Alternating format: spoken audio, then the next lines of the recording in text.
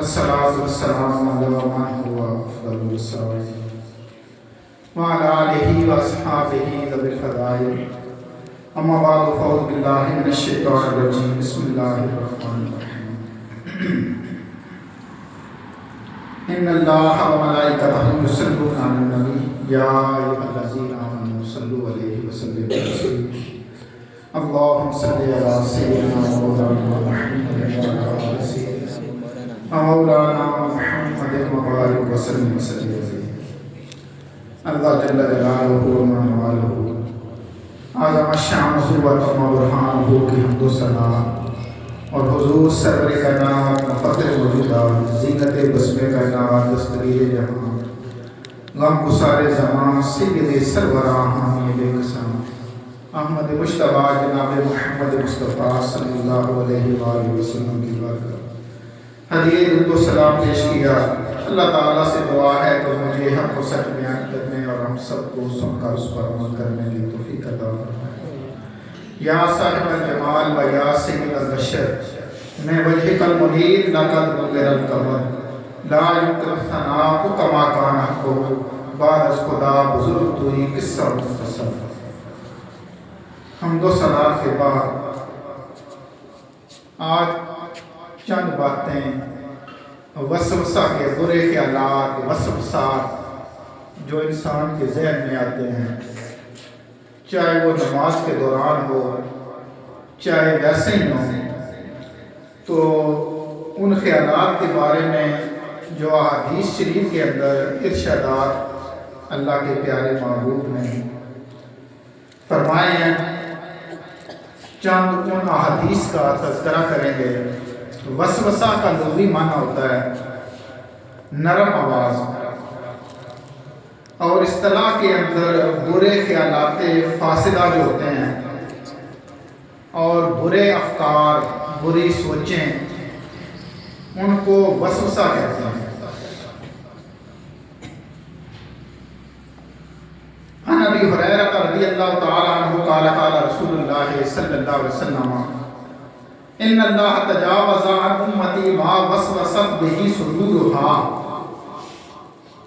بخاری شریف کے اندر حدیث ہے، مسلم شریف کے اندر بھی ہے کہ اللہ کے پیارے محبوب نے ارشاد فرمایا کہ اللہ تعالیٰ نے درگزر فرمایا ہے میری امت سے جو ان کے دل کے اندر خطرات پیدا ہوتے ہیں، ما لم تعمل بہ جب تک کہ ان کے اوپر عمل نہیں کرتا، او تتکلم یا زبان پر نہیں لاتا. دل کے اندر وسوسہ برا خیال پیدا ہوا تو حضور نے فرمایا رب تعالیٰ نے یہ اس اللہ کا کرم ہے اس امت کے اوپر کہ جب تک بندہ زبان پر نہ لائے یا اس برے خیال کو کر نہ گزرے، اللہ تعالیٰ نے حضور اکرم صلی اللہ علیہ وسلم نے ارشاد فرمایا اللہ تعالیٰ نے درگزر فرمایا ہے بندے کا مواخذہ نہیں ہوگا جب تک زبان پر نہیں لاتا. یہ امام مومن کی علامت ہوتی ہے. حضرت علی رضی اللہ تعالیٰ عنہ فرماتے ہیں کہ جو نماز برے خیالات سے خالی ہو وہ یہود و نصارہ کی نماز ہے، مومن کی نماز نہیں ہے. مومن کی نماز یہ میرے کار کے اندر ہے، مومن کی نماز برے خیالات سے بری ہوئی ہے. خیالات مومن کو آتے ہیں. ایک صحابی سرکار کی خدمت میں آئے، کہا یا رسول جان ناس من اصحاب رسول اللہ صلی اللہ علیہ وسلم نبی فسألوا انا نجد فی انفسنا ما یتوازن احدنا ان یتکلم به او قد وجدتموه. انہوں نے کہا یا رسول اللہ صلی اللہ علیہ وسلم ہمارے دلوں میں ایسے خیالات پیدا ہوتے ہیں کہ ہم انہیں زبان پر لانے سے ڈرتے ہیں کہ کہیں ایسا نہ ہو جائے کہ بندہ زبان پر لے آئے. تو کیا بعض دفعہ ایسے خیالات ہوتے ہیں کہ جس انسان کا ایمان ہی جاتا رہتا ہے، ایسے خیالات پیدا ہوتے ہیں. تو قالوا نعم قال ذاک سریع الایمان. تو حضور اکرم صلی اللہ علیہ وسلم نے ارشاد فرمایا کیا واقعی ایسا ہے؟ انہوں نے کہا یا رسول اللہ صلی اللہ علیہ وسلم ہاں واقعی ایسا ہے. تو سرکار نے فرمایا یہی تو اصل ایمان ہے. بندہ اصل ایمان ہے یہی کہ بندے کا مومن بندہ جو ہے. ایک دفعہ حضور تشریف فرما دے کہ ایک یہودی سرکار کے پاس آیا ہے، اس نے کہا ہے محمد صلی اللہ علیہ وسلم ہماری نماز ہم جو پڑھتے ہیں وہ برے خیالات سے پاک ہوتی ہے. آپ کی نماز جو ہے آپ کے صحابہ کی نماز جس میں برے خیالات ہوتے ہیں تو اس نے مقصد یہ تھا کہ ہم آپ سے اعلیٰ ہیں. تو حضور اکرم صلی اللہ علیہ وسلم کے پاس حضرت صدیق اکبر رضی اللہ تعالیٰ عنہ تشریف فرما تھے. حضور نے ان سے فرمایا جواب دے. تو حضرت صدیق اکبر رضی اللہ تعالیٰ عنہ نے فرمایا مجھے یہ بتا کہ ایک گھر جو ہے وہ سونے سے بھرا ہے, دوسرا گھر جو ہے وہ خالی ہے, تو چور کس گھر کے اندر جائے گا؟ تو اس نے کہا جو گھر سونے سے بھرا ہے. تو فرمایا یہی ہماری اور تمہاری مثال ہے. ہماری نماز وسوسوں سے اس لیے بھری ہوتی ہے کہ شیطان جو ہے وہ اسی گھر کو کیا کرتا ہے, فرمایا گھر کے اندر داخل ہوتا ہے جو گھر ایمان سے بھرا ہے. تو فرمایا ہمارا دل ایمان سے بھرا ہے, اس وجہ سے شیطان کی کوشش ہوتی ہے کہ ان کے ایمان کو خراب کیا جائے اور ضائع کیا جائے, اور تمہارا جو دل جو ہے اس کے اندر ایمان ہی نہیں ہے, اس وجہ سے شیطان تمہارے دلوں میں وسوسے پیدا نہیں کرتا. تو یہ مومن اور منافق اور کافر کی نماز کے اندر فرق یہ ہوتا ہے. سرکار نے فرمایا کہ مومن کی نماز برے خیالات سے پاک نہیں ہوتی. آتے رہتے ہیں خیالات, فرمایا تم نماز پڑھتے ہو. اور رسول اکرم صلی اللہ علیہ وسلم نے ارشاد فرمایا, حدیث کے اندر آتا ہے شیطان جب بندے کا ایمان ضائع کرنا چاہتا ہے, تو یہ بخاری کے اندر حدیث ہے کہ قال رسول اللہ صلی اللہ علیہ وسلم یاتی الشیطان احدکم فیقول من خلق کذا من خلق کذا حتی یقول من خلق ربک فاذا بلغ فلیستعذ باللہ والجنۃ کما قال رسول اللہ صلی اللہ علیہ وسلم. حضور اکرم صلی اللہ علیہ وسلم نے ارشاد فرمایا شیطان جب بندہ مومن کا ایمان ضائع کرنا چاہتا ہے تو حضور نے فرمایا شیطان بندے کے پاس آ کر کہتا ہے من خلق کذا, فرمایا فلاں چیز کو کس نے پیدا کیا ہے. بندے کے دل میں خیالات پیدا کرتا ہے, خیال کرتا ہے. بندہ خود ہی جواب دیتا ہے کہ مثلا آپ زمین کو کس نے پیدا کیا, بندہ کہتا ہے رب نے. آسمان کو کس نے پیدا کیا, بندہ خود ہی خیالات کے اندر جوابات دیتا رہتا ہے کہ رب نے پیدا کیا. یہاں تک کہ آخر میں جب بندہ مومن کا شیطان ایمان ضائع کرنا چاہتا ہے تو حضور نے فرمایا آخر میں وہ کہتا ہے, فرمایا کہ کیا, فرمایا حتی یقول من خلق ربک. حضور نے فرمایا شیطان اس کے دل میں یہ بات ڈالتا ہے کہ رب کو کس نے پیدا کیا. حضور نے فرمایا جب یہ خیال تمہارے دل میں پیدا ہو تو کیا کرو, فلیستعذ باللہ والجنۃ, فرمایا فوراً اعوذ باللہ من الشیطان الرجیم پڑھ لیا کرو, شیطان اب تمہارے ایمان پر حملہ کرنے والا. فرمایا فوراً شیطان کو آہستہ آہستہ وہ انسان کے ایمان کو ضائع کرتا ہے. پہلے چھوٹی چھوٹی چیزیں کہ فلاں کو کس نے پیدا کیا, فلاں کو کس نے, فلاں کو کس, یہاں تک کہ پھر وہ اس بات پر آ جاتا ہے کہ اب موقع ہے مجھے اس کا ایمان ضائع کر دوں. حضور نے فرمایا آخر میں وہ یہ بات انسان کے دل میں پیدا کرتا ہے کہ رب کو کس نے پیدا کیا, رب کہاں سے آیا. فرمایا جب یہ خیال آئے تو فوراً اعوذ باللہ من الشیطان الرجیم پڑھ لیا کرو, اور ایسے خیالات سے میں اپنے آپ کو روک لوں. اور حضور اکرم صلی اللہ علیہ وسلم نے ارشاد فرمایا بندہ جب پیدا ہوتا ہے, حضرت عبداللہ بن مسعود سے حدیث ہے, قال رسول اللہ صلی اللہ علیہ وسلم ما منکم من احد الا وقد وکل, فرمایا تم میں سے کوئی ایک بندہ بھی ایسا نہیں ہے, فرمایا جس کے ساتھ اللہ نے شیطان اور فرشتے کو نہ لگا. بندہ جب پیدا ہوتا ہے تو ہر بندے کے ساتھ ایک فرشتہ اور ایک شیطان لگا دیا جاتا ہے. قرین من الجن و قرین من الملائکہ, اس کا ایک ساتھی جو ہوتا ہے جنات میں سے اور ایک ساتھی فرشتوں میں سے لگا دیا جاتا ہے. قالوا یا, صحابہ نے کہا یا رسول اللہ صلی اللہ علیہ وسلم کیا آپ کے ساتھ بھی اللہ نے شیطان کو لگایا ہے؟ تو حضور اکرم صلی اللہ علیہ وسلم نے ارشاد فرمایا یا, فرمایا میرے ساتھ بھی شیطان لگایا ہے, لیکن ولکن اللہ آننی علیہ وسلم, لیکن اللہ نے کیا کہ میری مدد فرمائی. فرمایا میرا شیطان جو ہے وہ مسلمان ہو گیا, میرا شیطان باقی کسی کا مسلمان نہیں ہو, لیکن رب نے میری مدد فرمائی گا تو میرا کیا شیطان مسلمان ہو گیا. فلا یامرنی الا بخیر, فرمایا کہ وہ مجھے جب بھی حکم دیتا ہے بھلائی کا دیتا ہے. فرمایا وہ کیا ہے, فرمایا باقی لوگوں کو تو برائی کی طرف وہ رہنمائی کرتا ہے, لیکن میرا شیطان جو ہے وہ نیکی کی طرف میری رہنمائی کرتا ہے. اور حضور اکرم صلی اللہ علیہ وسلم یعنی شیطانوں کی عمریں بڑی ہوتی ہیں. یہ مرکات اور اشرف الامات کے اندر شیخ عبدالحق سے دیکھ کے لہرما نے فرمایا حضور کی بارگاہ میں حامہ بن ابلیس آیا.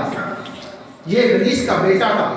اس نے کہا یا رسول اللہ صلی اللہ علیہ وسلم جب قابیل نے اپنے بھائی حابیل کو قتل کیا تو میں اس وقت اس کے پاس موجود تھا، قتل کرانے والا میں تھا.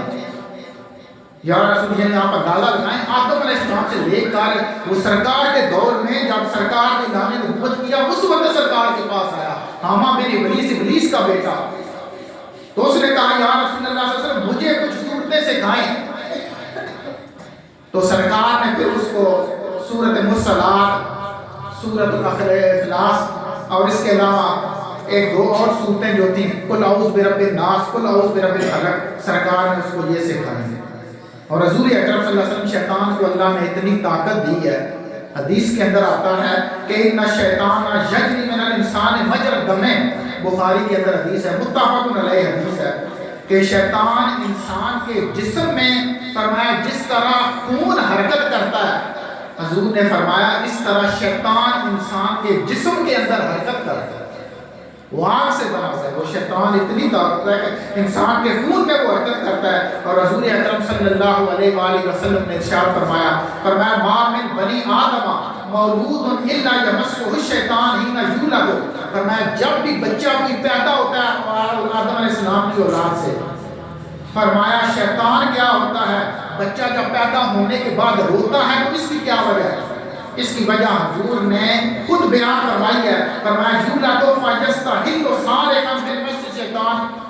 فرمایا شیطان بچے کی کوکھ کے اندر انگلی مارتا ہے جس کی وجہ سے بچہ حضور نے فرمایا روتا ہے. کیوں کہا جاتا ہے؟ حضور نے فرمایا بچہ جب پیدا ہو تو اذان دو، دائیں کان میں اذان، بائیں کان کے اندر اقامت دو. فرمایا وجہ یہ ہے کہ جب اذان ہوتی ہے تو اذان سے شیطان بھاگ جاتا ہے. فرمایا جب بچہ پیدا ہو تو کیا کرو، اذان دو، کیونکہ بچہ جب روتا ہے تو کوکھ کے اندر شیطان انگلی مارتا ہے جس کی وجہ سے بچہ رونا شروع کر دیتا ہے. فرمایا غیر مریم و ابنہا، حضور نے فرمایا سوائے مریم علیہ السلام اور ان کے بیٹے جو ہے عیسیٰ علیہ السلام، اور میرے جو متکلم جب بات کرتا ہے تو وہ خود اس کے اندر ہمارے فقہاء نے فرمایا شامل ہوتا ہے. فرمایا میں مریم علیہ السلام اور ان کے بیٹے عیسیٰ علیہ السلام، فرمایا ان کی کوکھ میں نہیں یہ انگلی مار سکا، باقی سب کی انگلیوں میں شیطان جو ہے. اور ہمارے بزرگوں نے فرمایا انبیاء بھی جو ہوتے ہیں وہ شیطان کے اس فعل سے محفوظ ہوتا ہے، اللہ نے انہیں محفوظ رکھا ہوتا ہے. جب شیطان فرمایا انگلی مارتا ہے تو پھر فرشتہ جو ہوتا ہے وہ حجاب آگے کر دیتا ہے، وہ اس کی انگلی جا کر حجاب کے اندر لگ جاتی ہے. اور حضور اکرم صلی اللہ علیہ وسلم نے فرمایا کہ ایک شیطان کا جو لشکر ہوتا ہے وہ بندوں سے مختلف قسم کے گناہ کراتا ہے، نماز نہیں پڑھواتا، جھوٹ بولاتا ہے، وعدہ خلافی کے سارے گناہ لشکر کے اس نے مختلف کیا کیے ہوئے ہوتے ہیں. ہر لشکر اس کا گناہ کرواتا ہے. لیکن سب سے زیادہ شیطان کس گناہ سے خوش ہوتا ہے اور سب سے زیادہ گلے سے کس شیطان کو لگاتا ہے کہ جو وہ گناہ کرا کر ابلیس کے پاس جاتا ہے، ابلیس اسے گلے سے لگاتا ہے. حضور اکرم صلی اللہ علیہ وسلم نے ارشاد فرمایا، یہ حدیث مسلم شریف کے اندر حدیث ہے، قال رسول اللہ صلی اللہ علیہ وسلم، اور حضرت جابر سے روایت ہے کہ ان ابلیس جاتا عرش علی الماء ثم جبس سرایاہ. ابلیس اپنا تخت جو ہے حضور اکرم صلی اللہ علیہ وسلم نے ارشاد فرمایا سمندر کے اوپر، پانی کے اوپر اپنا تخت لگاتا ہے، وہ سارے شیطانوں کو بھیج دیتا ہے جاؤ لوگوں سے جا کر گناہ کرواؤ. فرمایا جب یفتنون الناس، لوگوں میں فتنے پھیلاؤ، فادناہم منہم منزلۃ اعظم فتنۃ یجیء عدو. فرمایا کیا ہوتا ہے، فیقول فعلت کذا کذا، ایک آتا ہے اس کے پاس وہ کہتا ہے میں نے فلاں بندے سے فلاں گناہ کروایا، دوسرا آتا ہے فلاں سے فلاں گناہ کرایا، فیقول ما صنعت شیئا، وہ کہتا ہے یہ تیرا گناہ اتنا بڑا نہیں ہے، یہ تیرا گناہ جو تو نے اس سے کرایا ہے یہ اتنا بڑا نہیں ہے. آخر میں فیقول ما ترکتہ حتی فرقت بینہ و بین امرأتہ، ایک شیطان اس کے پاس آ کر یہ کہتا ہے کہ میں میاں بیوی کے درمیان جھگڑے کراتا رہا، یہاں تک کہ میں نے کیا کیا، ان کے درمیان جدائی کروا دی، یعنی طلاق کروا دی. تو شیطان اٹھتا ہے اور اس آدمی کو، اب اس شیطان کو اپنے گلے سے لگاتا ہے، کہتا ہے کہ تو نے ہی سب سے بڑا گناہ، فرمایا سب سے بڑا کام تو نے کیا ہے. یاد رکھ لیں بھائی میاں بیوی کے درمیان طلاق کروانا یہ آصف ہے سب سے زیادہ زنا کے حضور نے فرمایا قرب قیامت طلاقیں زیادہ ہوں گی اور قرب قیامت زنا بھی زیادہ ہوگا اور زنا کے پھیلنے کا سب سے زیادہ سبب جو ہے یہ طلاقیں جب زیادہ ہوں گی تو زنا بھی زیادہ پھیلے گا.